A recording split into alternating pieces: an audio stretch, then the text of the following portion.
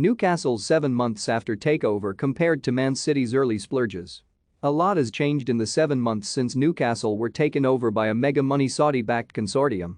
Back in early October, the Magpies were languishing down in 19th place in the Premier League standings, winless and facing the daunting prospect of a perilous scrap to avoid relegation. At the time, the club were still under the ownership of the much-maligned Mike Ashley and were very much devoid of ambition. That would all soon change. Bankrolled by Saudi billionaires, Newcastle have since gone on to achieve a remarkable turnaround and show no signs of settling for mid-table mediocrity. Sunday's trip to the Etihad will be of added significance to the Magpies' new owners as they prepare to face Manchester City, the club they aspire to emulate.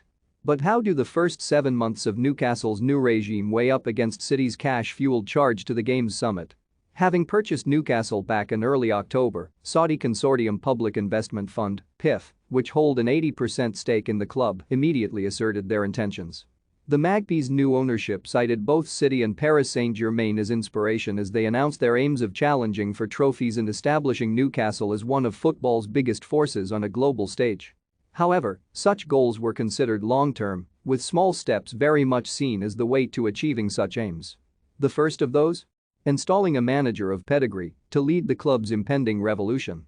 With Steve Bruce swiftly sacked, the club's owners set about appointing his high-profile successor. Having seen the process to appoint a new manager suffer a series of setbacks, with Villarreal's Unai Emery in particular opting to snub Newcastle's advances, the new owners eventually settled upon the out-of-work Eddie Howe. Have your say.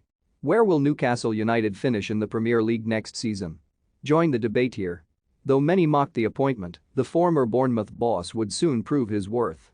Howe set about overseeing a remarkable upturn in form, boosted by a £90 million spending splurge in the January transfer window.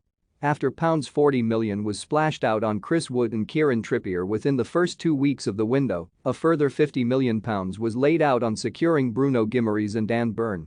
Matt Targett also arrived on loan.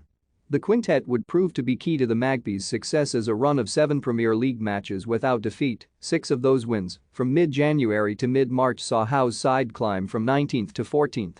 4 wins on the spin prior to a narrow loss to title-chasing Liverpool last time out would leave the Toon 1 place higher on a remarkable 43 points heading into the Sunday's clash with City. It's been quite the turnaround over the last 7 months and Newcastle show no sign of letting up. Having staved off the threat of relegation, undertaken a successful first shopping window, and appointed an aspirational manager, the Magpies have plenty of momentum heading into the summer and beyond. While Newcastle were made to wait 3 months until the club's new owners were able to splash the cash, City made a statement signing on the same day a consortium headed by Abu Dhabi royal family member Sheikh Mansour completed their capture of the club back on 1 September 2008, that summer's transfer deadline day. Hours after the takeover was confirmed, City snapped up Real Madrid's Robinho for a then-British transfer record of £32.5 million. At the time, City were third in the Premier League standings, albeit with only 3 matches played. The next 7 months would see the club invest a further £46 million on Wayne Bridge, Craig Bellamy, Nigel de Jong and Shay Given come January. However, the string of new stars would only guide City to 10th by early April, the same position in which they would end of the campaign.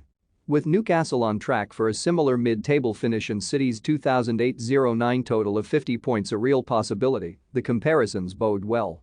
The following year saw City finish 5th in the Premier League before the new owners' initial promise of a top 4 finish within 3 years was delivered upon the following season. City claimed 3rd in the 2010-11 campaign, while also ending their 35-year trophy drought with a 1-0 success over Stoke in the 2011 FA Cup final.